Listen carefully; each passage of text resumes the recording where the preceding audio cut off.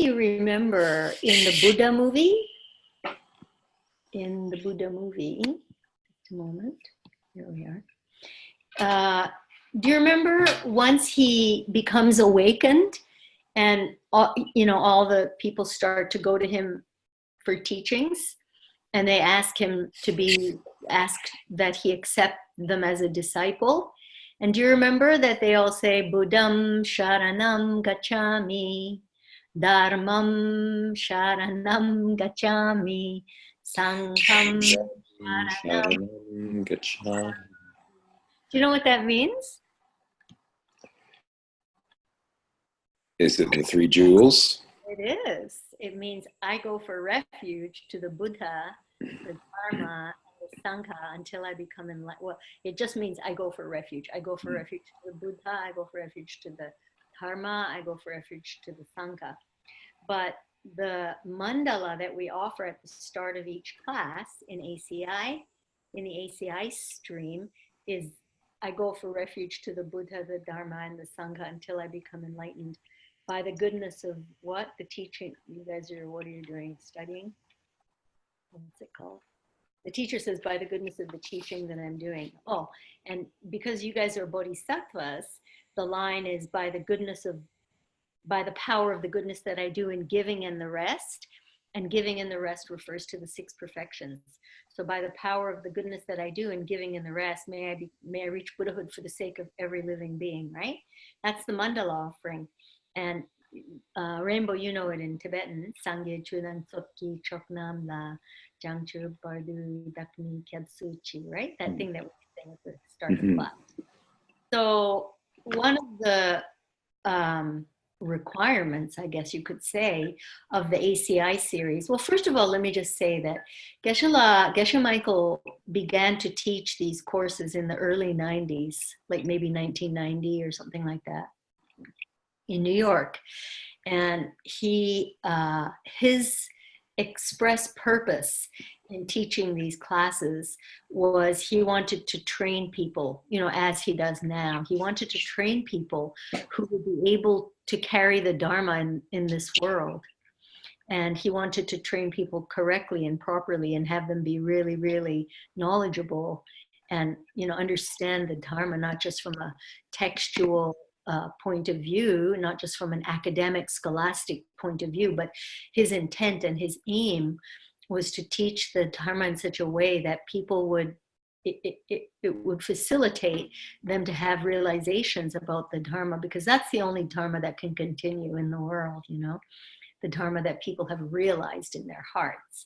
So this was his aim, and he was really, really strict at the beginning of the ACIs, and he required that everybody do all of the homework and all of the quizzes and all of the finals and all of the meditation assignments, and there was always a little memorization assignment, which is this Sangye Chudan Tsokki Choknamla, but I'm going to give you guys the option of memorizing it in English, Sanskrit, or Tibetan for today, because it's so sweet, and you've been watching it on the Buddha movie. This is so cool. I cried my way through that whole thing, I was in tears the whole time. I felt like I was living at that time, which I definitely must have been, I feel. In much the same way that I had a similar experience when I first read, as a pretty young kid, when I first read The Passion of Jesus Christ. Do you guys know what that is? The Passion, the scriptures called the Passion, is that part of the Old Testament, or it's the New Testament, I guess, where he's being, he has all his run-ins with King Herod and the Jewish people and all that, and they decide that they want to crucify him, and then so all that, and they give him the cross to take up to the top of Mount Calvary and all that stuff. Like when I read that section of the Christian scriptures, I remember I was like 10 years old, and I couldn't stop crying for days and days and days and days. And my mother said, "What, already? Stop it, like go do something else for a while." I was just, and that's exactly how I felt when I was watching some of those episodes. So it's a big love of mine. These teachings I have a a love for them that I can almost not describe to you, you know. I really do. And not just because I feel so connected to the people who began this lineage being Shakyamuni Buddha in the first place, but because they have brought me so much joy and so much relief from my suffering, so much relief. And you know, as I look around, doesn't seem to be the case with everybody who studied these things with me, alongside me. Some people appear not to have, you know, had any relief from their pain. But the point of the teachings is that there's no such thing, you know, as a teaching that can relieve your pain unless you've planted the seeds, you know, because teachings and relief of pain are two separate seeds. Those are not, you know, you don't get relief from the teachings. You get relief from applying the teachings and what the teachings are suggesting that we might be able to do for ourselves in order to relieve our pain. So really that's what it is, but that is what the teachings are. And for me, I feel that I can say to you guys and to anyone else who's going to listen, which I guess is quite a few people, that if you just take a small piece, right? If you just take a small piece that resonates with you, just some small piece like, Padma, I love you so much. You are so amazing to have created the seed to go see those musicians in Bainbridge Island, you know. What was that? What kind of joy did you bring other people musically, probably in some way that you ripen that? You know, if it's a simple thing like that practice, or maybe you'll select the Rumi practice or whatever, you know, or maybe it'll be asana practice. Whatever it is, practice the hell out of it is what I want to say. Practice the hell out of it, just like boom, because that's where you get the juice, is in doing it. It's not, and Geshe Michael is big on this, you know. It doesn't matter how much scripture you've memorized or anything. Hello, Michael, how are you feeling?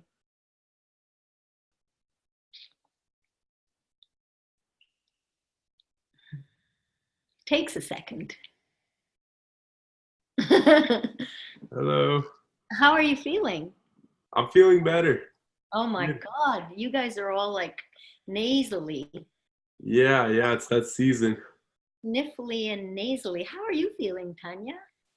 Are you feeling okay? Good. All right. So anyway, Michael, have you taken this course before, Refuge? Refuge? I haven't, no. Did you watch any of the Buddha series that maybe Eva came back from Camp Miriam watching? I didn't. Nope. But you know what I'm talking about? Not really. I'd have to talk to her about it. I can ask her about it, yeah. There's this Netflix series called Buddha, and some of us watched some of those episodes at Camp Miriam with Swami Mukti, and some of us watched many more of those episodes after Camp Miriam. But anyway, so what we're going to do is we're going to do Refuge and the Wish, the mandala offering, and we're going to do it in Sanskrit today, okay? So we could do call and response. So it goes like this. Buddham sharanam gacchami. You? Buddham Charadam Gacchami. Dharmam sharanam gacchami. Dharmam Sharanam Gacchami. Sangham sharanam gacchami. Sangham Sharanam Gacchami. Awesome. So that just means I go for refuge to the Buddha, I go for refuge to the Dharma, I go for refuge to the Sangha. And in the days of Shakyamuni Buddha, when Siddhartha lived, right, that strain of Buddhism, that monastic kind of Buddhism, which was the fashion of the day, you could say. In that, right? So in those circles, they did refuge. The wish is what? So the refuge is Hinayana, right? Do you remember? The refuge is the Hinayana teachings. It's called the lower scope teachings, where you're trying to reach nirvana for the sake of your own mental and physical pain and to get rid of it. But when you get to the Mahayana teachings, now you have this, suddenly you have this huge wish to become enlightened for the sake of, oh my God, you know, there seem to be a few other people around who might be feeling what I'm feeling. And you get this consciousness, and then you realize that you need to also look after them. So that's the wish part. Yeah. So refuge and the wish. So just now what we said in Sanskrit was just the refuge part. And the wish part, we could say it in English. So that part says, by the power of the goodness that I do in giving and the rest. And the rest is the rest of the 6 perfections, which giving is the first, okay? So by the power of the goodness that I do in giving and the rest, may I reach Buddhahood for the sake of every living being. Let's say that together. By the power of the good I do in giving and the rest, may I reach Buddhahood for the sake of all living beings. So that's the refuge and the wish. And I don't know whether you were already here, Michael, but there's a memorization assignment, and that is to memorize the Sanskrit. And if you want me to send it to you in writing by email, I can do that. You want me to do that? Yeah, for sure. Yeah. I'll do that. So what I was starting to say when Michael arrived and rang the doorbell was that so Geshe Michael was pretty strict, and I was telling you that the reason he was so strict is because he wanted the lineage passed purely, and he wanted the lineage, he wanted the path to be not only studied very, very thoroughly and learned very thoroughly, but he wanted people to have realizations about the path so that they truly could pass it on. But his intent has always been that people pass it on. So he had really stringent requirements of the original group of ACI students, all of whom have become unbelievable ACI teachers, you know. And it's because he was really hard on them. He was very hard on them. You know, you had to do the homework. You had to do 40 pages of readings before the next class. You had to memorize things. You had a meditation assignment. And, you know, you could certainly do the course like that. That's completely up to you. I'm not going to require it because I feel that because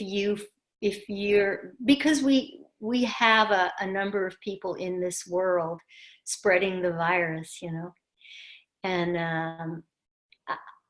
I don't feel comfortable making you do the kind of work that he made us do in those original days. However, I will tell you what the course requirements are, and you can choose to do them or not do them as you like. But if you want to take refuge vows and then you want to take bodhisattva vows, at the very least, you need to do the homeworks and the quizzes and the final. And if you do the homeworks and the quizzes in the final, then it includes a little meditation assignment. And so the meditation assignment is designed to assist you to trigger the realizations of this path. It's like learning, you know, it's like learning chakra sadhana or anything and not ever revisiting it. But if you do revisit it and you do practice even a little bit, like what will happen is what happened to Rainbow recently. So Rainbow, can I tell about your Kundalini class experience? Please. May I? Yes, certainly. Rainbow went to Kundalini yoga class for the first time. I don't know if you guys know what Kundalini yoga is, but it's like an hour and a half of pranayama. Pretty rigorous pranayama. And Kundalini yoga is designed to raise the Kundalini. Like, you know, they don't piss around. It's like, go for the Kundalini. And it's very intense, actually. And it's not for everyone. But if you've been practicing even a little, it will come naturally and it will feel fine. You know, if you've been doing a few kriyas and a few chakra practices. So Rainbow goes to this Kundalini yoga class for the first time in his life, and everyone wants to know, wow, you know, where have you been studying Kundalini yoga and how many decades have you been doing it? They want to know. And he's never been to a class before, right? Is the punchline. So the point is that it doesn't take a lot, you know, it doesn't take a lot. Anyway, so that's the preamble. So class 1, this is the start of a Buddhism course that takes quite a few years, actually. And it's an overview of what are called the 3 principal paths in Buddhism. So the 3 principal paths, I'll give you more detail in a minute, but you've heard this before. You know, the 3 principal paths of Buddhism are renunciation, compassion, and correct view. You've heard this before, right? So renunciation in Sanskrit, that the word is vairagya. Vairagya, it comes often in the Yoga Sutras and all over the place. So I'll talk more later about it. And then the second path is bodhicitta, and the third is correct view. So, or wisdom. So you could say renounce, cultivate compassion, and gain wisdom. Those are the 3 principal paths. And much has been written about these paths. Much has been written about these paths. But primarily, we're taking our texts from Jetsongkhapa, who is the father of the particular, what's it called? Like there's 4 different, like, you know, in Christianity, there's Catholicism, and then there's Greek Orthodox and Russian Orthodox, and I don't know what else, but they're all Christianity. So there's different sects, I guess you could say, different sects of Buddhism. And our particular sect is called the Gelugpa sect, which is the same sect as that of the Dalai Lama. And Jetsongkhapa is the name of the Tibetan Lama who fathered that lineage, Gelugpa lineage. He lived in 1357 to 1419. And he wrote many, many texts, hundreds of thousands of pages about these 3 paths. But, and he was like a gunslinger is what Geshe Michael calls it. You know what a gunslinger is? You know, the guy who draws first and gets the guy every time, right? He was a gunslinger debater, which means that he understood the material inside out, backwards, forwards, up and down, and every which way, you know, so well that he couldn't be beaten on the debate ground, although many people tried. And some of his most senior, most devoted disciples were the most learned scholars of the day in Tibet, who tried to dishonor and disrespect him by interrupting him during his teachings and, you know, trying to get up on the stage with him and rub shoulders with him and say, well, you know what, I really think I know that stuff better than you do. And what would inevitably happen would be that they would eventually step down off the stage, and then they would take off their hats, and then they would prostrate. And they just like stayed by his side, you know, and never left his side, right? So that's Jetsongkhapa. Good name to remember. Jetsongkhapa. Please say it. Jetsongkhapa. Tsongkhapa. Tsongkhapa. Jetsongkhapa. Yeah, Jetsongkhapa. So he took all of the greatest scriptures of Buddhism, Indian Buddhism, right, which came from India through to Tibet, and he put it in a sequence through which designed for you to achieve enlightenment in one lifetime. So he did this sequencing and this compilation, I guess you could say. So first of all, he wrote a book that had 10,000 pages on this topic, but nobody really knew what he was talking about. So then he distilled the 10,000 pages down to a 1,000 page text, which is called Lamrim Chenmo, which is what you guys are studying at DM right now, right? The liberation in the palm of your hand. That's the 1,000-page Lamrim Chenmo. That's a summary of the 5 great books of Buddhism. Then he wrote it, because nobody still could really get that either.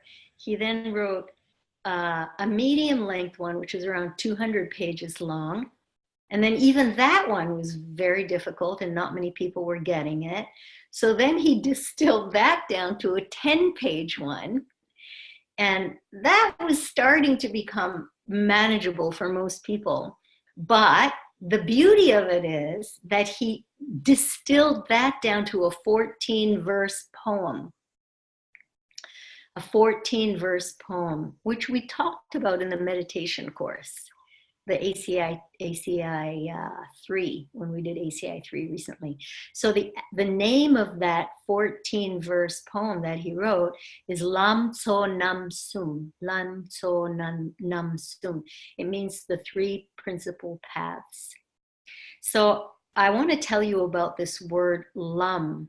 Lam, it's a Tibetan translation of bhava. Bhava means path. One of the meanings of the Sanskrit word bhava. Bhavana is path. And it means path, and rim, lam rim, means stages or steps. And then chenmo, lam rim chenmo, chenmo means great. But the word lam, the word path, it doesn't mean like an outline of steps or here's the method. I mean, it does mean that, but what it means is that it's like a recipe book that just reading it, actually it's exactly like a cookbook, you know. You can sit there and read A Mindful Kitchen and it's kind of nice, you know, because it's like all peppered with dharma and stuff, and the pictures are really beautiful and all that, but unless you ever make anything, you don't get to taste it, right? So it's the same as the Lamrim Chenmo. Yes, it's an outline of steps, an outline of stages, but unless you do it, you don't get to taste it. It's exactly the same. And in fact, these kinds of spiritual teachings, not just Buddhist, but any kind of spiritual teachings, you know, you can't really absorb them the first time you hear them, or even the second, or even the 20th time, you know. When I prepare for these classes, or whenever I go and listen to Geshe Michael, or any kind of spiritual teachings that I've taken as mine, you know, I have major realizations every time, you see? So it never stops. It doesn't ever stop until you're completely done, I would say. And even then, interestingly, it's called Lam, you know. The Lam of Buddha was when he was completely done and he was enlightened, he was totally realized. Still, that was called the path. He still called it the path, even as his own life. He referred to his own life as the path. So if you can understand and practice these 14 short verses well enough, you can become a Buddha. That was the promise of Jitsongkhapa. Okay, so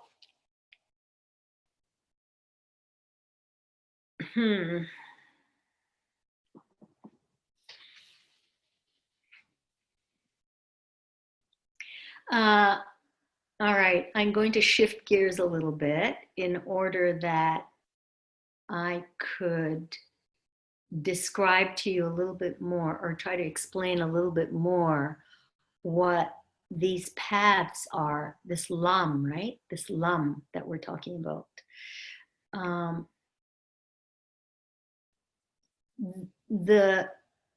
The world and everything in it, the universe, you could say our known universe, you can divide into 2, essentially. You can divide it many different ways, but you can divide it into 2. You can divide it into changing things, and you can divide it into unchanging things.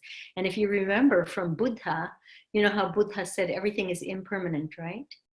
There's nothing that's permanent, fixed, unchanging.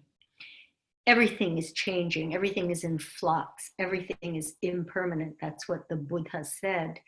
And in fact, that's true. It's very easy to find changing things in the world, right? Like everything around you is changing. Everything around you, every molecule of everything around you is changing. It's a lot harder to find unchanging things. But an example of an unchanging thing, okay, first of all, let's have examples of changing things. So an example of a changing thing, you could just say simply is body. So changing things and unchanging things get further divided into physical, mental, and neither. Okay? So you can have changing things that are either physical, mental, or neither. So an example of a changing physical thing is this body. Yeah? An example of a changing mental thing is the way I feel right now. An example of a changing thing that's neither physical nor mental, that's called concept, a concept or an idea. For example, Padma. Padma is a label that me and all of you are placing on a physical and group of physical and a group of mental things. And then you just have this idea, oh, Padma. That's a concept. That's an idea of something that's neither a physical thing nor a mental thing. It's just an idea. It's a concept. An example of an unchanging thing is space. You've heard this, right? Space. Space is defined as the absence of something taking it up.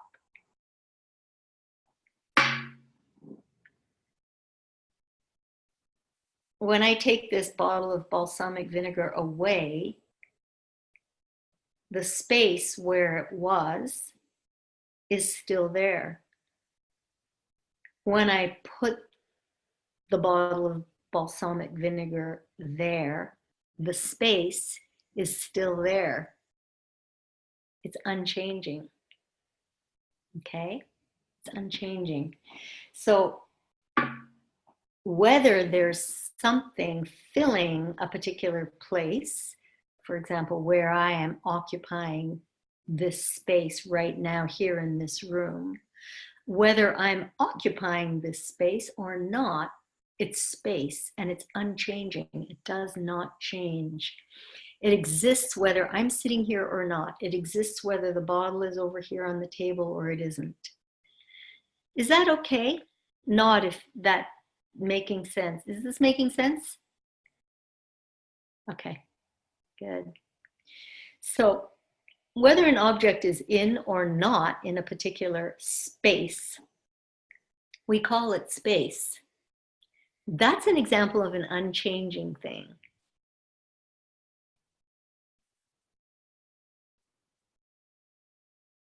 So lam, going back to that word lam, which means path, path. What do you think? Is it physical? Is it physical? No. Is it mental? Is it a concept or an idea? You say yes? Michael says yes. It's a concept or an idea. What do you say, Rimpo? Shake or nod. Concept? No. Mental? Physical? None of the above. Is it space? Space? Right? Could it be an unchanging thing that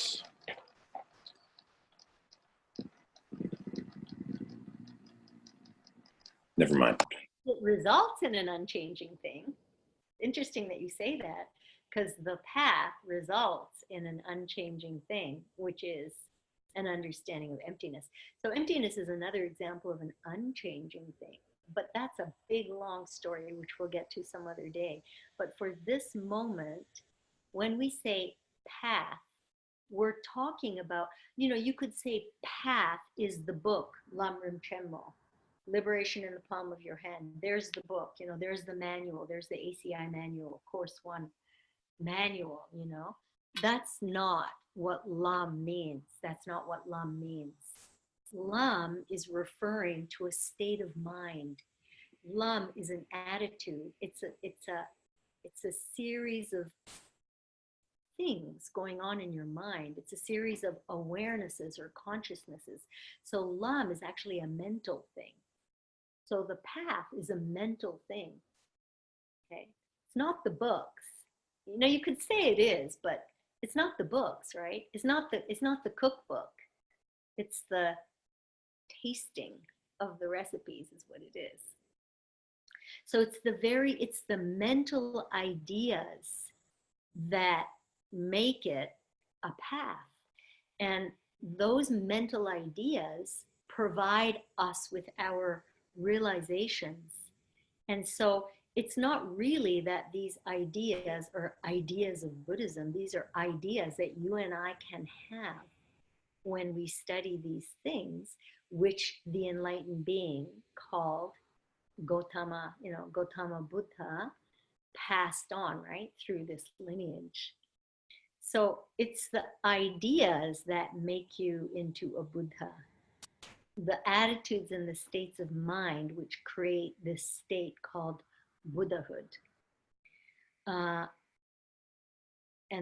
that's how the world and everything in it can be divided.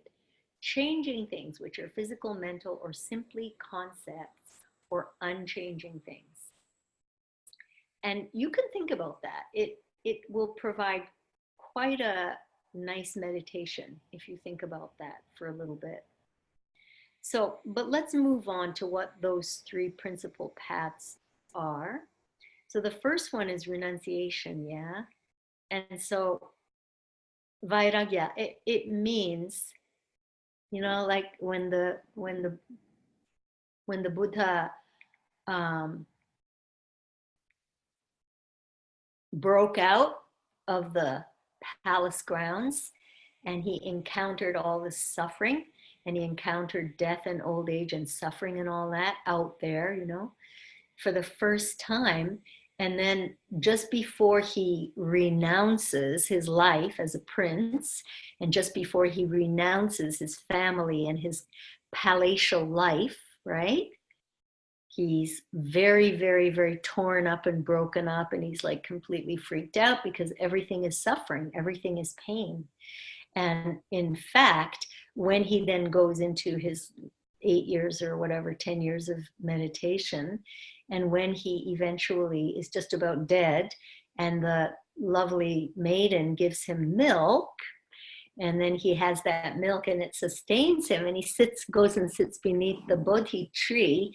And when he rises from the base of the Bodhi tree, the first thing he says is, life is suffering, right?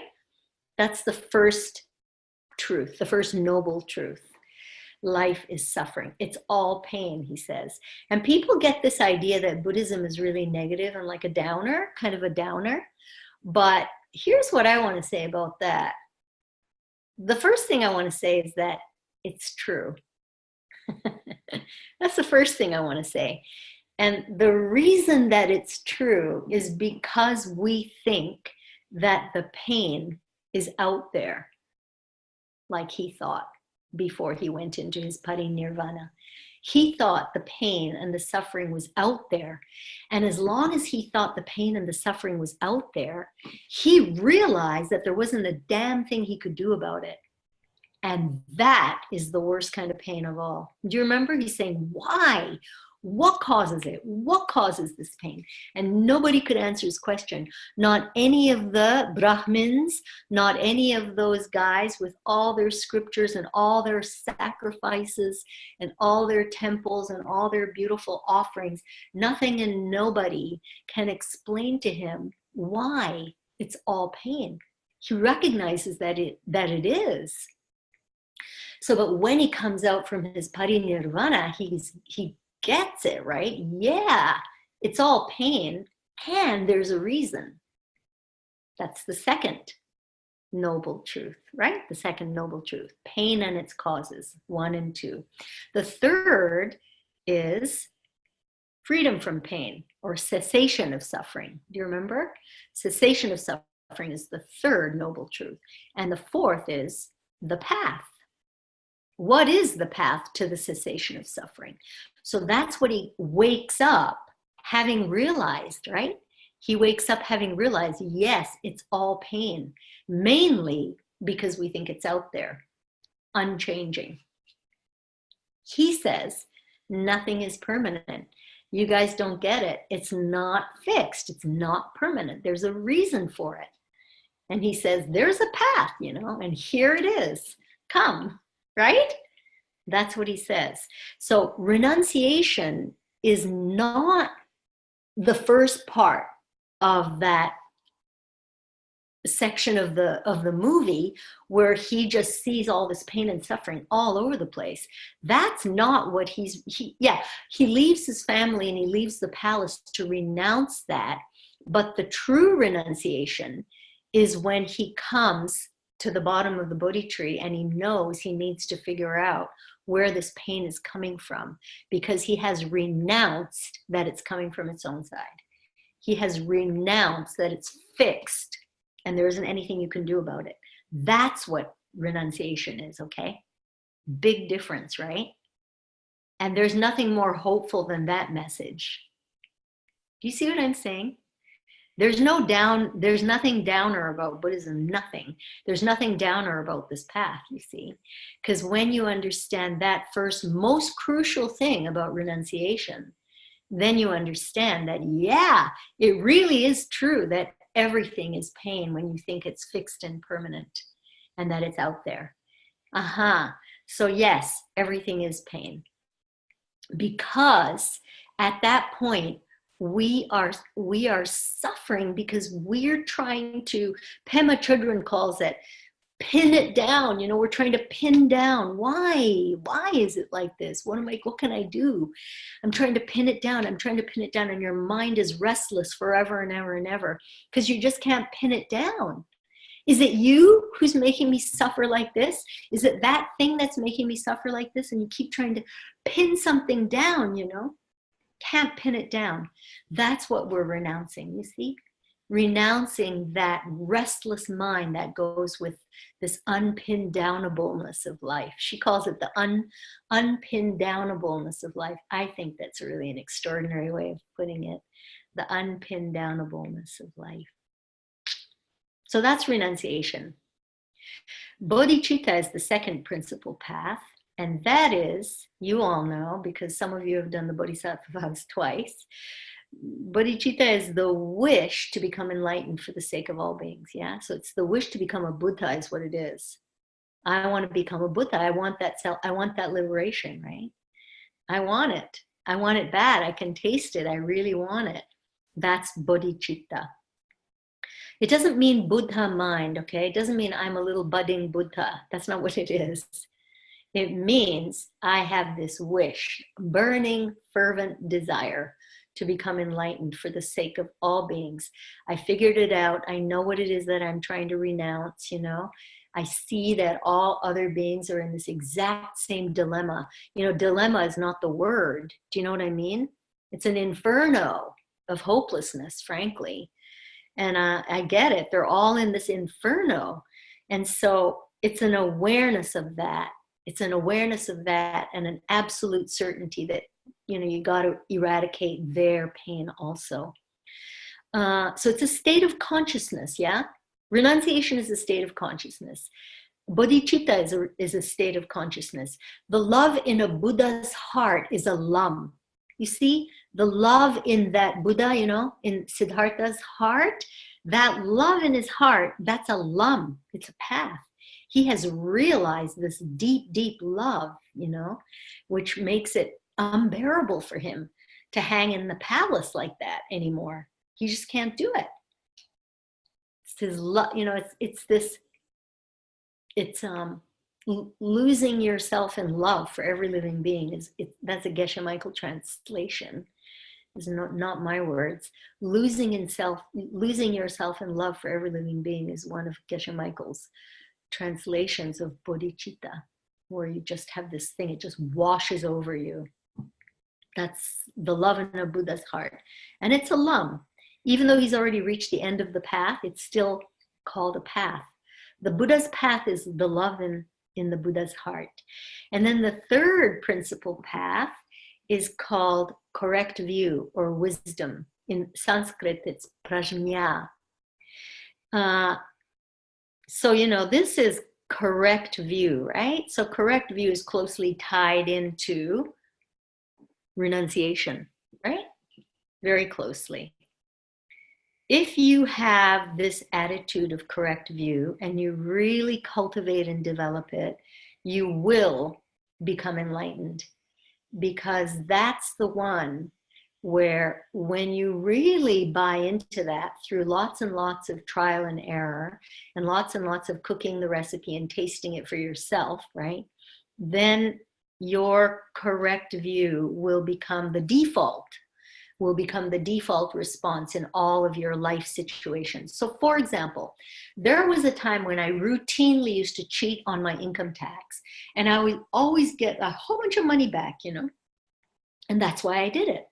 Because I thought, oh yeah, I'm going to declare all this stuff, which is not really, kind of like maybe it is and maybe it isn't mostly, I wasn't like I wasn't really smart enough or good enough at accounting to really do a big job of cheating on my income tax, but stuff that, oh yeah, maybe this is allowable, maybe it isn't, but I'm going to put it in anyway, So when you cheat on income taxes and you get this great big whopping refund back, incorrect view, wrong view says, oh yeah, I just fudged my numbers a little bit and I got this big whopping refund back. This is not true, right? This is not an apple seed and an apple tree equation, right? It's not possible. It's not possible to do a bad thing and get a good result. This is not possible. Science will back me up on that. So in science, cause and effect have to be the same. And not only does the cause, like if you want an apple, if you have an apple seed, that's the cause, you're going to get an apple tree. That's the effect. They have to be the same or similar, right? And not only that, but that cause and effect relationship in science cannot be called a true cause and effect relationship unless it's reproducible every single time. Okay? So if a cause and an effect are not reproducible, in other words, it doesn't work every single time, like aspirin and headaches, for example, or fudging on your income tax and getting a great big whopping refund, if you can't reproduce that cause and effect relationship every single time without fail, it is not truly a cause and effect relationship. Yeah? So what would be the effect of cheating on income tax, do you think? Maybe something like you're eternally paranoid and you think that people are cheating you. Yeah? Constantly thinking that you're being ripped off in different situations. That would be the result of cheating somebody or the government. Okay? What is the cause of getting a great big whopping wad of money in your bank account as a tax refund or anything else? The cause of that can only be having provided something for someone, probably money, some way for them to have more money. Maybe you were an accountant who actually did a legal, kosher income tax return and still managed to get somebody, your client, a great big whopping refund on their income tax. That would be a cause of getting a great big whopping refund on your income tax, yeah? Not the fudging of the numbers. So that cultivation of that view in every moment is called correct view. And this is called also, by the way, that's called the biggest sin, from taking the Bodhisattva vows course, that sin becomes a really interesting word in Buddhism, right? It's like, what's really a sin? Sometimes it is a sin and sometimes it's not. And there's all these conditions for the sin to really have been committed. And then even though you do commit it, you didn't really commit it because there is this and that going on and some other thing. It's like, what's really going on here? Well, what's really going on is what was the seed that you planted in the first place? Because that's the result you're going to get. You see? If you're disparaging others and praising yourself for this kind of a motivation, it carries a heavy result. If you do it some other kind of motivation, it carries a lighter result. It's different seeds, right? That you're planting as a result of the thought in your mind. Always like that. It's always like that. And that is why it's a really good practice to do Padma.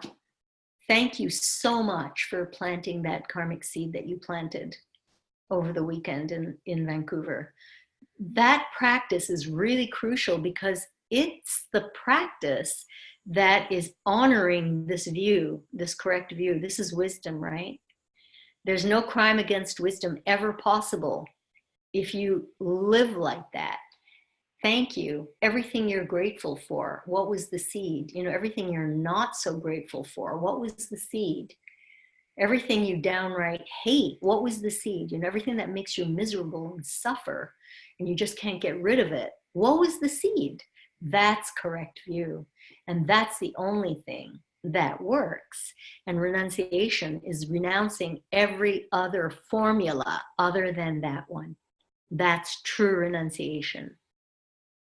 But it comes when the suffering becomes unbearable. That's when it comes. Which is why Buddhism has this weird reputation, of being like some kind of a weird downer, life is all suffering kind of deal, which is not the case at all, right? Okay, so those are the three ideas, the three principal paths, those three attitudes of the mind, that if you could master those, then you would have a very sweet life. You would have a very sweet life and be propelling yourself unstoppably towards enlightenment. And in fact, Geshe Michael goes so far as to say, if you can understand those three ideas, you have understood all 4,500 scriptures in the Buddhist canon. The canon is like the scriptural library of this particular spiritual path, Okay, so then now let's see. I'm going to give you a little bit more background on the lineage, okay? In Sanskrit, it's called parampara. There's one at the beginning of the Hatha Yoga Pradipika where he goes on and talks about all the gurus of the lineage. So this is what I'm going to do. So the 14 verses, the principal, what's it called? The 14 verses called the Three Principal Paths. That's written by Jetson Kappa. And then the commentary to that book was written by a lama named Pabonka Rinpoche. And he is very well known. He comes from a famous monastery, India initially, and then, Tibet initially, but now it's in India, right? So that monastery, all of them they evacuate Tibet, and now that Serme monastery is in India. So Pabonka Rinpoche was very famous for being a teacher to lay people, to non-ordained people. Although he was an ordained monk, he was what's called a bad student, He picked his nose and got all the other young monks in trouble and played soccer at the back of the monastery hall when there was teachings going on and stuff like that. And he seemed to be this real brat, hopeless student. And so when he finally managed to get through the course of study, which nobody really could figure out how he did, but anyway, whenever he did, he started to teach. And then suddenly People were walking for days and days and days to get to his teachings. And there ended up being so many thousands of people at his teachings that the abbots of the neighboring monasteries were begging him, stop, because like all of the monks are going and they're leaving the monastery completely unmanned, you got to stop doing this.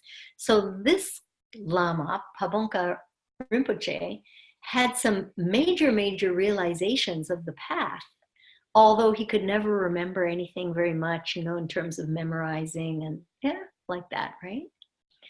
So his audiences just grew to be tens of thousands of people, and he converted all of these Lamrim writings by Jetson Kappa into language that ordinary lay people could understand, just anyone, the public, the general public. And he produced many great teachers. One of them is named Trijang Rinpoche. Trijang Rinpoche was one of his best students, and Trijang Rinpoche was the teacher of Ken Rinpoche. And Ken Rinpoche is the teacher, the guru of Geshe Michael. So let me give it to you again. So Geshe Michael's ordained name is Lobsang Chunzin, and Ken Rinpoche's ordained name is Ken Rinpoche Lobsang Tarchin. So Lobsang, Lobsang is like Sarasvati, right? So Swami Satyananda Sarasvati, Swami Shivananda Saraswati was the teacher of Swami Satyananda Saraswati, and Swami Satyananda Saraswati is the teacher of Swami Muktiboddhananda Saraswati, right?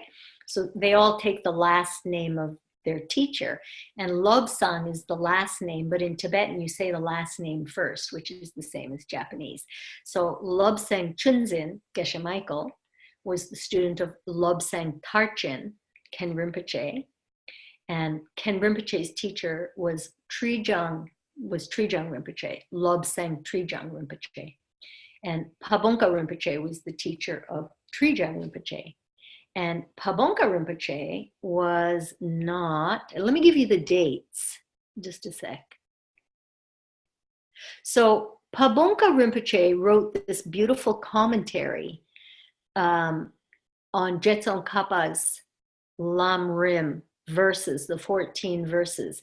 And he called it liberation in our hands, liberation in your hand. Geshe Michael calls it liberation in the palm of your hand. And he's currently teaching the entire Lam Rim from beginning to end and is calling it liberation in the palm of your hand, right? And Michael and Rainbow, you guys have both been to one of those teachings.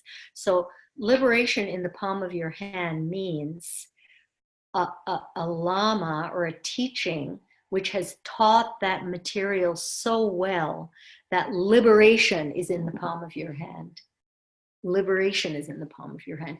That lama has put liberation into the palm of your hand is what it means. So that's basically the lineage. I'm going to give you the Trijang Rinpoche's dates, 1900 to 1981. He passed away in 1981. And then Geshe Lobsang Tarchin, Ken Rinpoche, Geshe Michael's teacher, he was born in 1921 and he passed away in 2004. And Pabongka Rinpoche, 1889 to 1941. And Pabongka Rinpoche's secret name, tantric name, this is really important to know, was Dechen Ningpo. Dechen Ningpo. Dechen means Ananda in Tibetan. Ananda. It means great bliss. And Ningpo means essence. So Pabongka Rinpoche's tantric name, secret name, is essence of great bliss. And in his former life, Pabongka Rinpoche was called Chankya Rope Dorje. And Chankya Rope Dorje lived 1717 to 1786.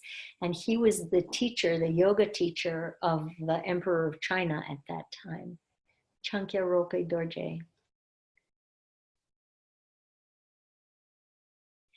So the 14 verses that Tsongkhapa wrote that we're talking about, he originally wrote those 14 verses in the form of a letter to one of his students named Ngawang Drakpa, Ngawang, Drakpa, Drakpa. And he said, this work, these 14 verses will get you there, which the Heart Sutra cannot do, the Diamond Cutter Sutra cannot do, but these 14 verses have everything in them to get us enlightened.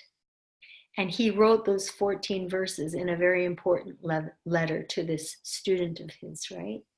His name, Ngawang Drakpa.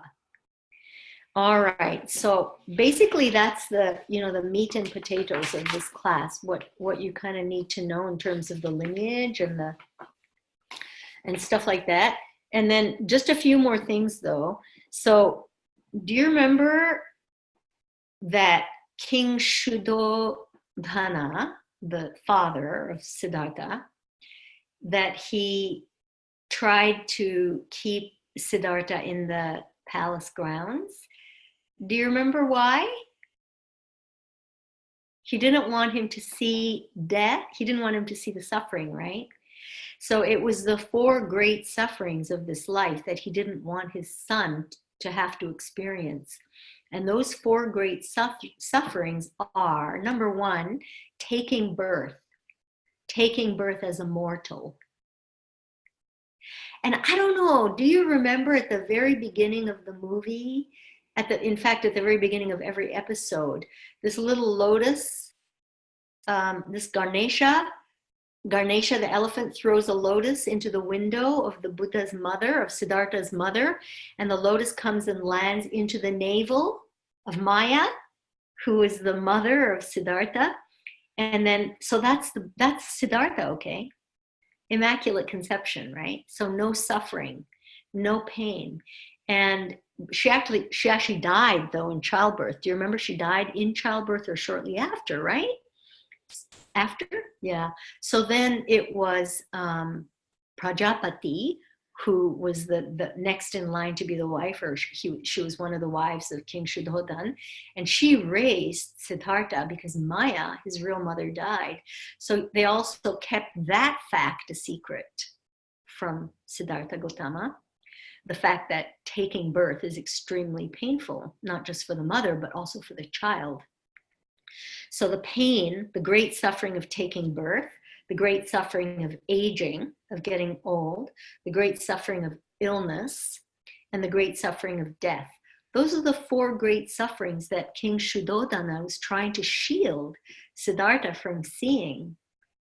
Unsuccessfully, of course, but he did not want his son to see that, the reality of life, right? He just wanted to keep him cooped up in this glorious, opulent palace, right? Because I think he had an idea. I mean, he obviously did have an idea, and that sage foretold that he would become an ascetic. And so, from a very early age, he was already showing that he couldn't bear to see anything in pain or to see any kind of suffering. So King Shuddhodhan just refused to allow him out of the palace grounds. So those are the 4 great sufferings, classically.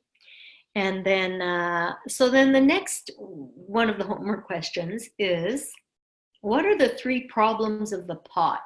Some of you probably have heard this before. So in terms of Dharma, in terms of studying Dharma, or in terms of gaining realizations, you cannot have any of these 3 problems of the pot. The first problem of the pot is that the lid is closed. The lid of the pot is closed, which just means that, you're not paying attention to what the guru is teaching you, to what the lama is teaching you.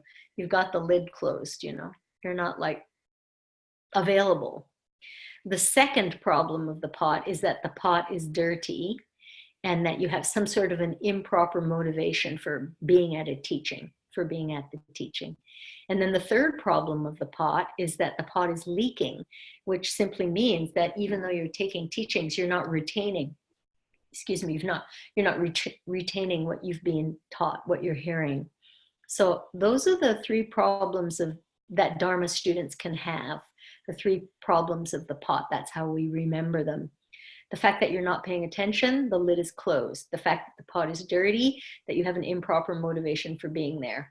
And improper motivation can simply be that, you're there because the cool kids are, you know what I mean?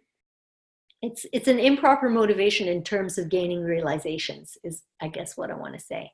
It's fine if you want to be there because all your friends are there. I think that's pretty cool, actually. But with that motivation, it's difficult to taste the Dharma, to taste the realizations of the Dharma. And very often what happens is that people will go because everyone else is going. And then once they get there, they start to get a taste of the benefits of the teachings, and then they develop this taste, and they kind of start to lose the three problems of the pot. Yeah. And then of course the third problem again is, just to reiterate, not retaining what you've been taught. Okay, then we have the three great divisions of the texts of the Lamrim, all of the different literary works on the steps to Buddhahood. There are three great divisions. We've had this before in the Bodhisattva course. So the first great division is that we just want to get out of suffering. I just don't want to hurt anymore. I just want to get out of suffering. That's called the lower scope, the lowest scope. The second scope, which is the medium scope, is the wish to escape or the wish to liberate from suffering, from this cyclic samsaric existence for, oh, sorry, just a minute. I haven't told that too correctly. I'm sorry. The first scope is the wish to escape lower rebirth, period. The second is the wish to escape suffering just for yourself. So you want to escape suffering just for yourself. That's medium scope. And then the higher or greater scope is the wish to attain full enlightenment to benefit all beings as well as ourselves. Okay. So those are the three scopes. We'll talk a lot more about those because they can manifest in different ways, different mind states throughout the day and stuff like that. It's not that you're a lower scope practitioner and that's the end of it. It's not like that. We all kind of like move up and down in those as a mentally, attitudinally, we move up and down through those three scopes.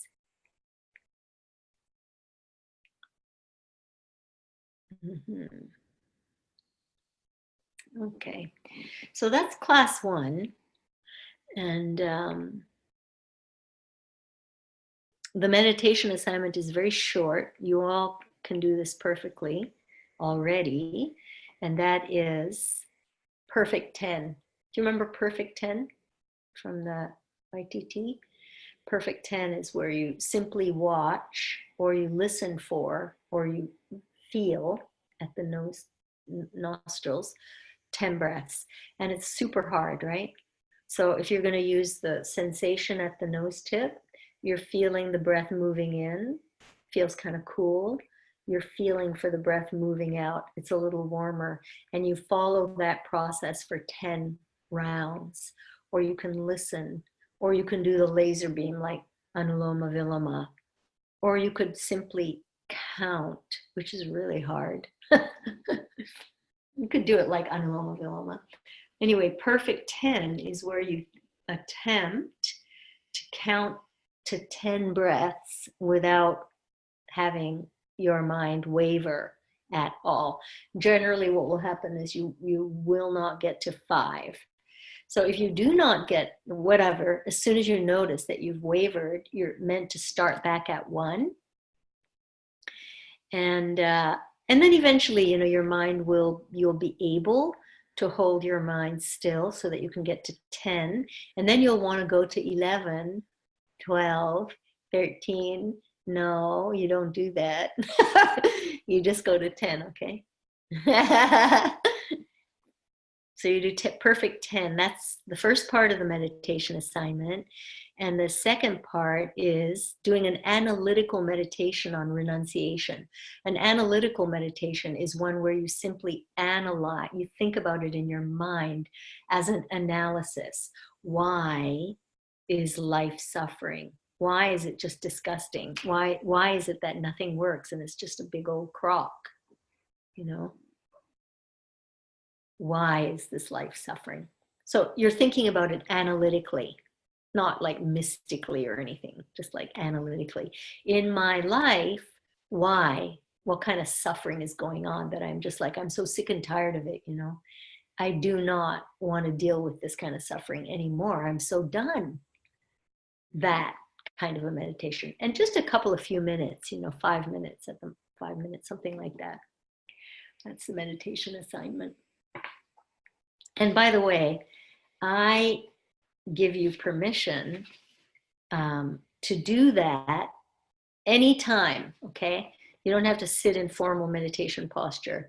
Just think about it anytime, while you're working or while you're driving or whatever it is that you do, where it would be okay to just let your mind drift to that topic just for a few minutes.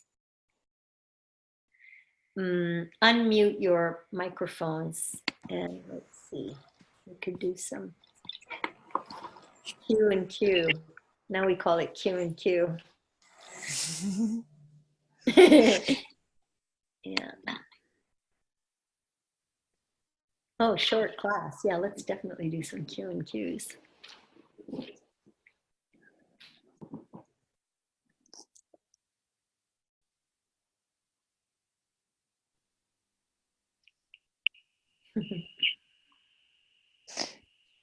Are you about to speak, Tanya? Well, I was just thinking about the homework, right, on the meditation piece. And I was just trying to become clear. So it's like just thinking of where you see suffering maybe coming up in your life or seeing it and where it's coming from. Is that right? Thinking about the suffering that you see and thinking about how you're seeing that suffering, you know, and thinking about maybe you see suffering and you don't feel hopeless because you know what to do about it already, you know, but thinking about all of the countless numbers of people who haven't got that available to them. That's a form of suffering, which I find unbearable, frankly. Mm-hmm. You know, I'm like, you know, I mean, so whatever it is for you, what is your suffering? What is your flavor of suffering? And how does it bring you to this class or to any spiritual teaching or any spiritual practice, you know? Just thinking about renunciation and what that brings up for you. Initially, it always means suffering. I'm done. Like I'm just done with it. That's the original form of renunciation. Like what the Siddhartha played so well, you know, in the movie, right? Where he's just like he's done. He can't stand it, and he just knows that he just does whatever he has to do. He leaves his wife, his child, his parents, his family, his future as the king of India, of the Shakya clan of India, major powerful, Indian state. He leaves everything, his whole life. Renunciation. That's renunciation. Renouncing his life, renouncing the suffering. These are all different forms of renunciation. That's why it's a meditation. That's why it's a contemplation. Like, what does it mean for you? And what do you feel like you need to renounce, Because do you really need to renounce a palatial life? Do you really need to renounce opulence and lots of money? Or don't you? You see what I'm saying? So, if you have a strong sense of correct view, that's the ultimate form of renunciation, right? So then, you could you remember that one cousin or bro or whatever, cousin bro as they say in Australia? The one cousin bro that Siddhartha Gautama sends back to be the king of the Shakyas? You remember? Mm-hmm. Yeah. Cousin bros. And that cousin bro had become a disciple, right? And remember at one point they all left the palace, like every single one of the cousin bros except for Devadatta. And Devadatta was like the only one left, and all the other cousin bros went and became disciples, right? But then Siddhartha Gautama goes back because his father's dying, and at the deathbed, somebody decides, oh yeah, Devadatta's father decides, oh yeah, Devadatta is going to be the king of the Shakyas, and then Devadatta arrives completely drunk like a skunk. Do you remember? Yeah. He's like, well, I don't think so. I don't think it's going to work out too well. So then Siddhartha says, oh no, here's the king of the Shakyas, and it's the one Kazibro that was also a monk already. Do you remember? So he sent that Kazibro back to the palace, back to the life of opulence, because he understood that Kazibro got it. He got it, He had enough understanding and enough wisdom to go back to the life of opulence and still be living a life of renunciation of wrong view, the ultimate form of renunciation. But until such time as you have that deepest understanding of renunciation, you have to renounce whatever you have to renounce. So renunciation is a big, wide thing that has multifaceted, and interesting to think about where we are at any given moment in time, right? Because it's not like, I am here, in my renunciation. Do you know what I mean? It's like the three scopes. They go like this. You shift into a state of high renunciation, and then you shift out of that state, and then I'm like, oh yeah, I want this thing for the front of my fridge in my kitchen, and while I'm at it, maybe I'll get a new dishwasher, and like suddenly my renunciation for material stuff's gone out the window, or maybe not, You see? So you just think in your own mind what's going on in terms of renunciation and how it's tasting to you. Is that okay? Yeah, thank you.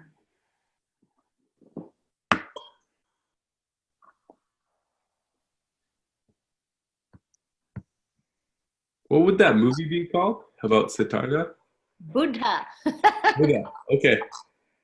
It's on Netflix. It's on Netflix, Michael. Yeah, it is. It's awesome. It's I watched all 55 episodes. Oh, 55 episodes. Prepare for 55 days of solid addiction. Yeah. Pretty much. I actually only watch one episode a day, but I talk to some people who are not even every day. But I talk to some people who are watching like episodes and episodes and episodes and episodes a day. Yeah, that was me. I know. That was my post-retreat stuff. It was wonderful. It was so wonderful. It was. Yeah. I loved it. I'm going to watch it again soon. I want to watch it again too. Yeah. My kids are like, please no. I have another movie like that I love to watch, and it's called Jesus, King of Nazareth or something.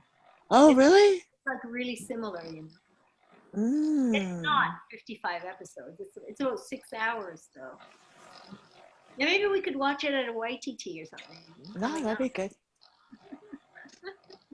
It's a beautiful, similar kind of movie like that.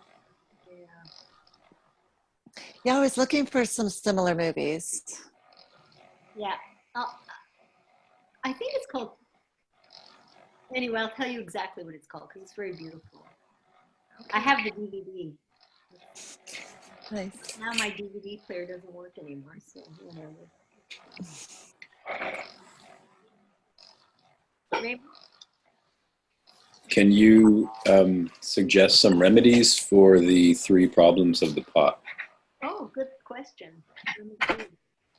I don't know if I can, but I'll try.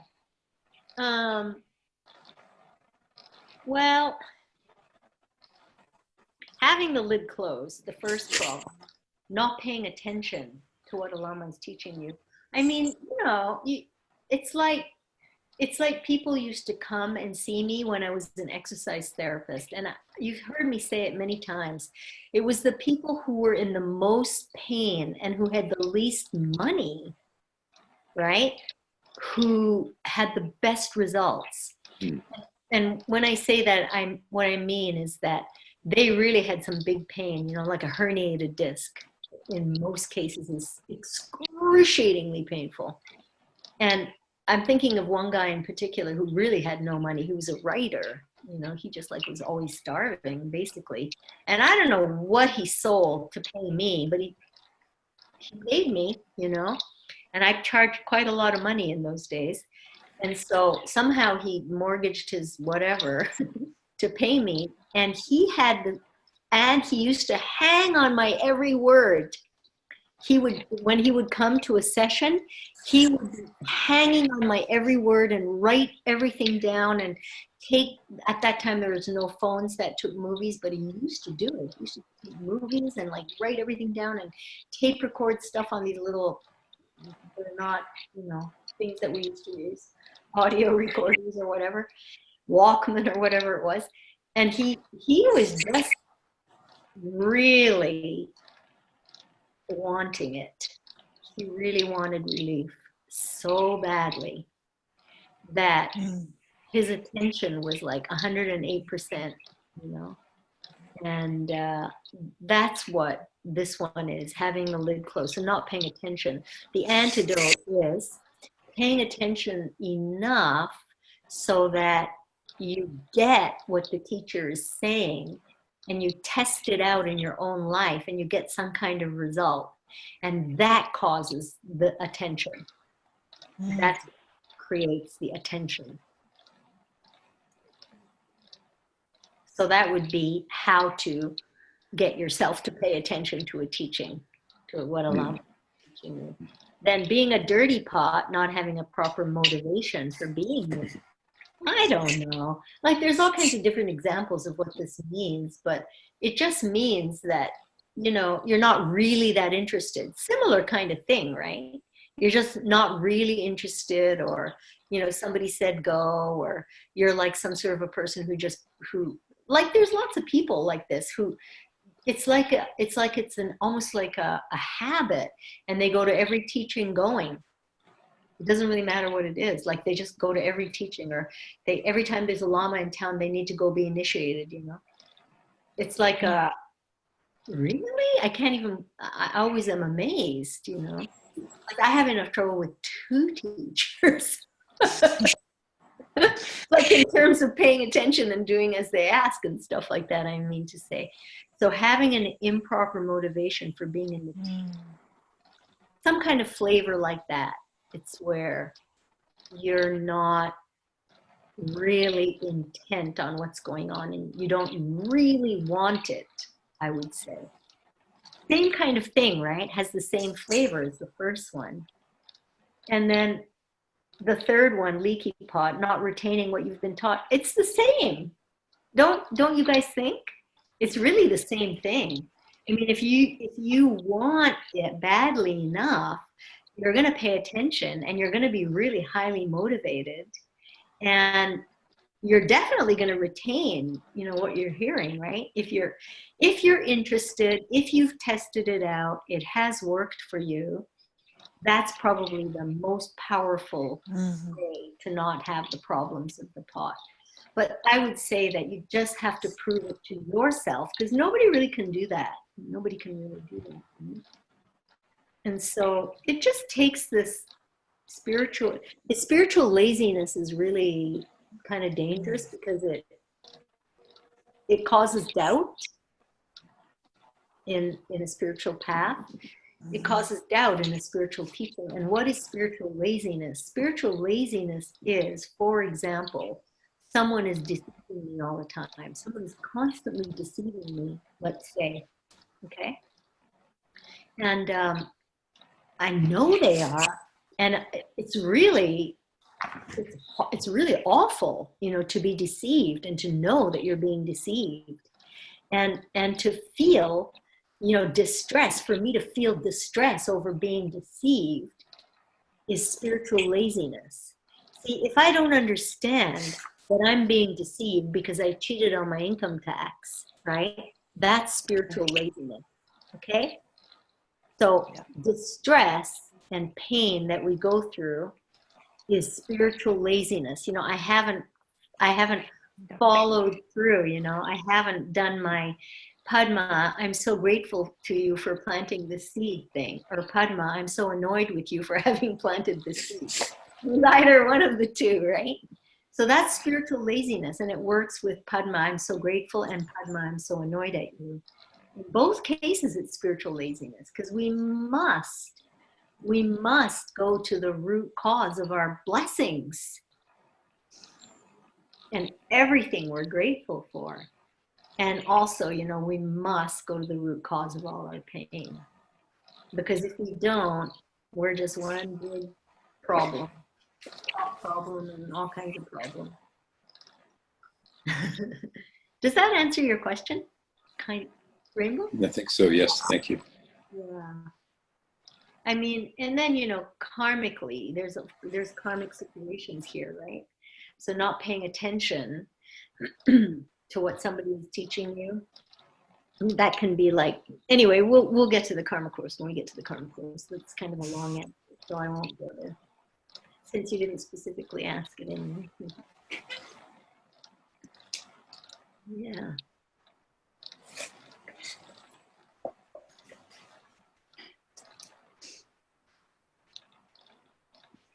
I think it's quite easy to get spiritually lazy, because when It really you know, because I know when things come up, there's only a couple things that really trigger me, and trying to go into the seed of where that's coming from is really hard to see. Tell me about it. Yes. And why is it so hard to see? Like, why is it so hard for us to go there? Because then we have to do something about it. Ah, yeah. I mean, it's so much easier just to weenie roast. Mm-hmm. And after a while, it's kind of fun. Yeah. But it doesn't do anything for me. Nothing. I mean, you know, it's a joke. It is a joke. The weenie roast thing is a joke. Now it's a joke. You know, there was a time when it wasn't a joke at all. You know what I mean? And it doesn't do anything for me. If I'm seriously weenie roasting, you know, I'm not just kidding. Mm-hmm. By the way, you guys know I'm kidding, right? Yeah. Okay. Mostly. There it is. That's exactly it. I mean, it wouldn't be happening at all if it was 100%. You know, if I had 100% dealt with the spiritual laziness of going there. So yeah, spiritual laziness is very insidious, and it's very dangerous because, like I said, it creates doubt in your practice. You will doubt your own practice and your own, you know, your teacher. You'll doubt your teacher, your practice, and yourself. Because the whole point is that, you know, you got to get to the bottom of those kinds of things, right? You've got to get to the bottom of those kinds of things. It takes the spiritual discipline, and it's not even about it's not even about making time to practice and do I have 2 hours every morning or whatever. It's not that. It's not really. It isn't. You know, it's in the, like you said, it's in the instant of the trigger.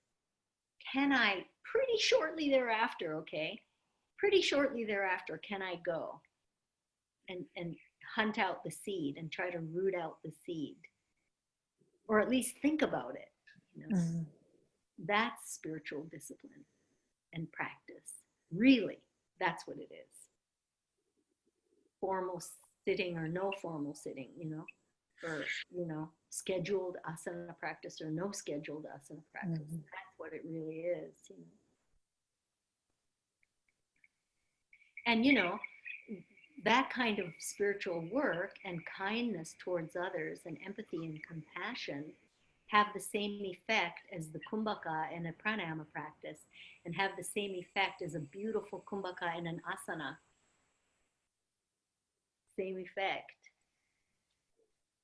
And you know what has the most powerful and exactly the same effect of all, the most powerful thing of all? Going for the root of the seed.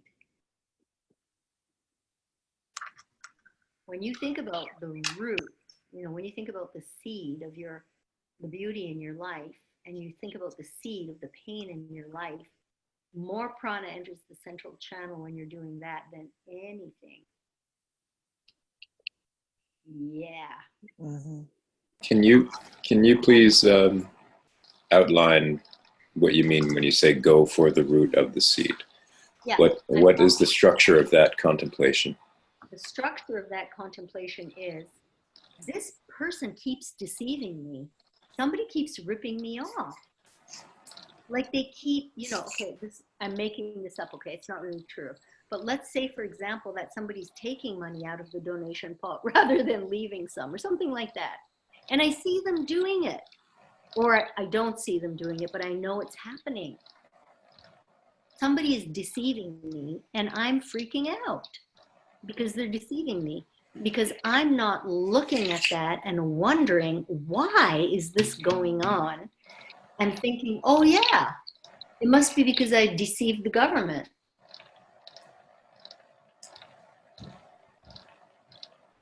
Gotcha. Why do and really it has more to do with how I feel about that deceit. Okay, so it has more to do with, sorry.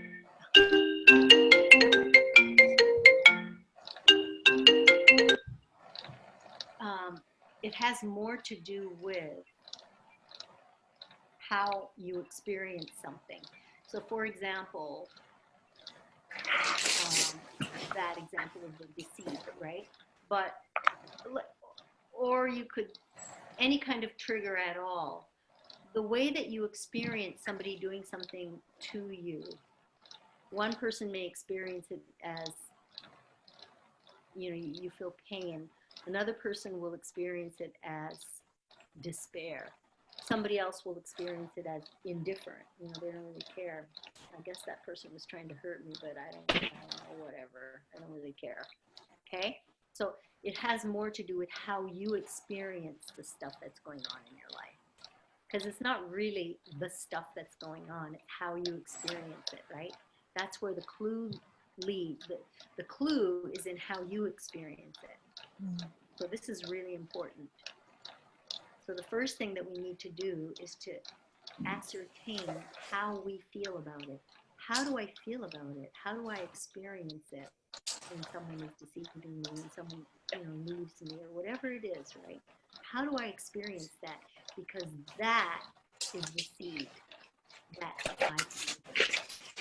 That's the seed I planted.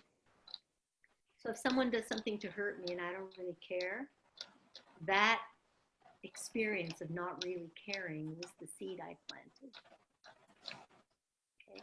If someone does something to hurt me and I'm devastated and I can't get out of bed for 6 months, whatever experience I'm having is the seed I planted. That's what you have to go for, how you experience it. And that's why it's such a difficult question to answer, because that's what it is, you see. So if you feel remorse, then, if you feel jealousy, you made somebody feel insecure. If you're experiencing abandonment, then you were unreliable and you dumped somebody, or you didn't take care of someone. You see what I mean? So you've got to, all of us need to get really good. And this is also spiritual laziness, not to do that, right? To think, go there. You got to go there and think, how do I feel about this? Like, what is my...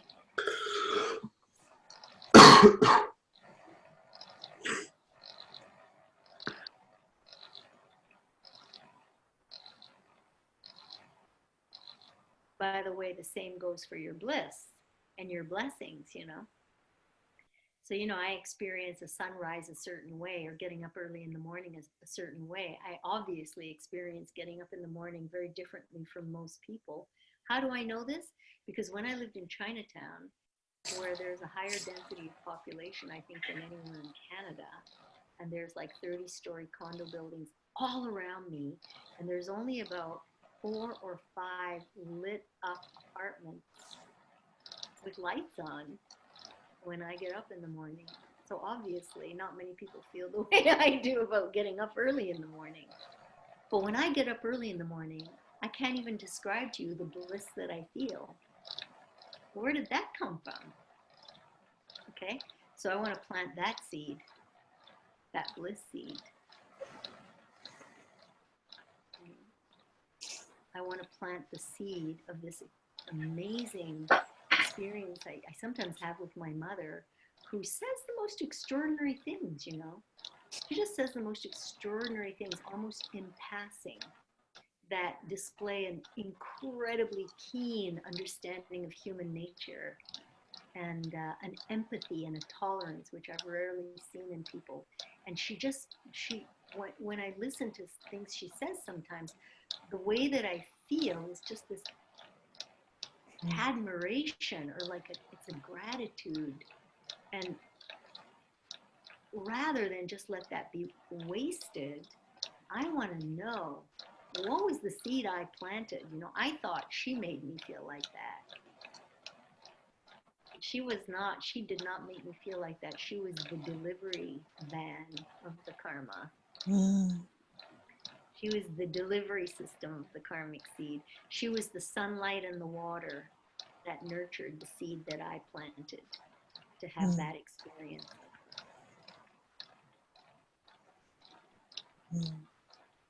So most often we mistake the delivery system for the karma, the seed, the delivery system for the seed. Okay, so that's not the seed, the delivery system.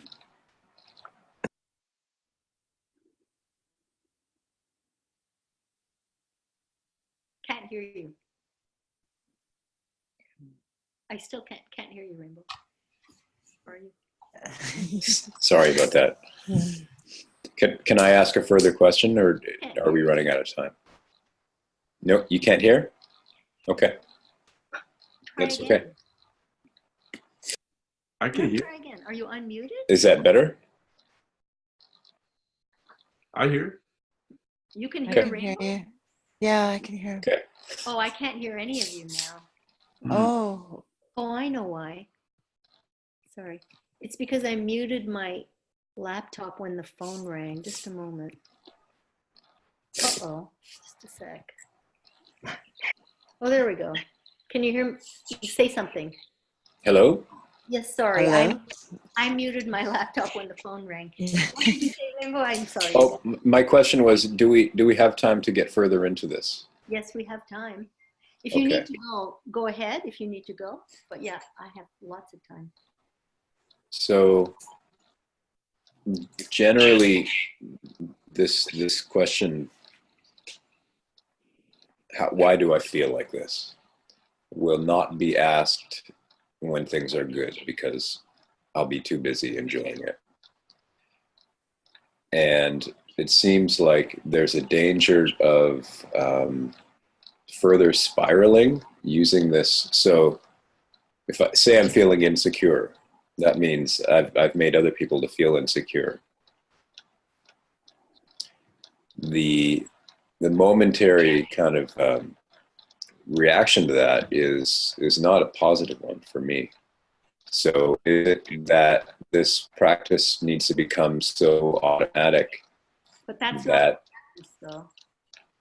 Okay. The practice is not just understanding that you've caused somebody some insecurity. The practice is to do an active antidote activity. So for example, reassure somebody, like go out of your way to reassure somebody, especially if you're having a painful experience, you know, from insecurity. You see what I mean? So it's not just thinking, oh, you know, I caused somebody insecurity, I'm such a schmuck. that's not, you haven't even begun, you know. Then you've got to take a moment to call somebody up or send somebody an email, like do it right away, and reassure them, especially if you know that they have a similar insecurity thing going on.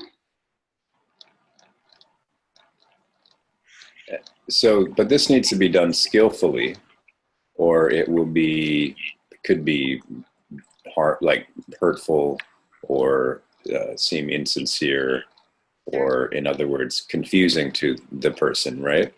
Certainly. So, how do you gauge that? Well, my answer to that question is gratitude practice. Because while it's true that most of us forget to question where the seeds of bliss and enjoyment and pleasure come from, we can all remember to do gratitude practice at least once a day, and especially when we're feeling insecure, depressed, lonely, or otherwise fidgety. So gratitude practice is the practice where you get to say, I'm so grateful for this. And then you say, how did I get that? So the practice is, I'm so grateful for this life. How did I get this life? I must have done this, this, this, this, and this. I'm so grateful for, you know, my beautiful son. Where did I get this beautiful son? You know, I'm so grateful for you beautiful people that I can't wait to see. Where did I get the karma for this? You know? I was in, you know what I mean? Like this is the most functional way to address this situation, because when you do a gratitude practice and in your mind you go to the seeds of your pleasure and the seeds of your blessings, right? You will eventually wipe out and uproot all the seeds of your pain without even really having to think about them that consciously. It will start to diminish more and more. You'll see. Really, that is for sure. So if you just address the whole thing with a gratitude practice instead of a where did I get what's the seed for this insecurity? What's the seed for this, you know, right? Negative emotion, rather than going there, just move straight into a gratitude practice, just as if it's a lot more powerful. And in the moment, it works like in the moment.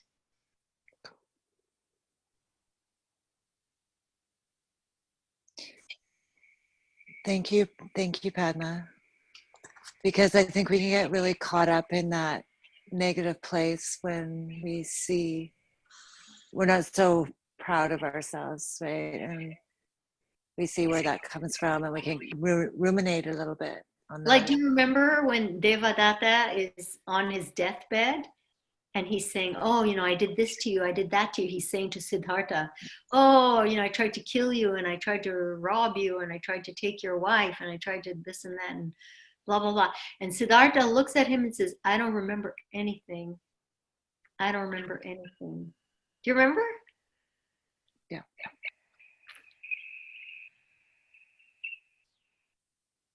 And Siddhartha dies not Siddhartha, Devadatta dies peacefully, you know, with refuge on his lips, right? When Siddhartha says to him, I don't remember anything. You know, that's like he's saying to Siddhartha, don't go there. No. That's what he's saying.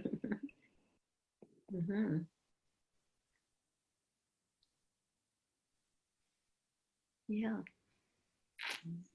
Geshe Michael is really good at that too.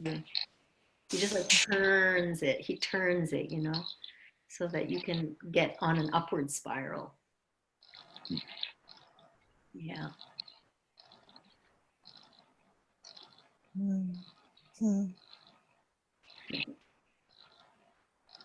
Okay. Please keep teaching. Thank you, Lama. Thank you, beautiful, beautiful students. So let's do the closing prayers. Someone know how to put it up? I don't. Michael, I bet you do. I don't.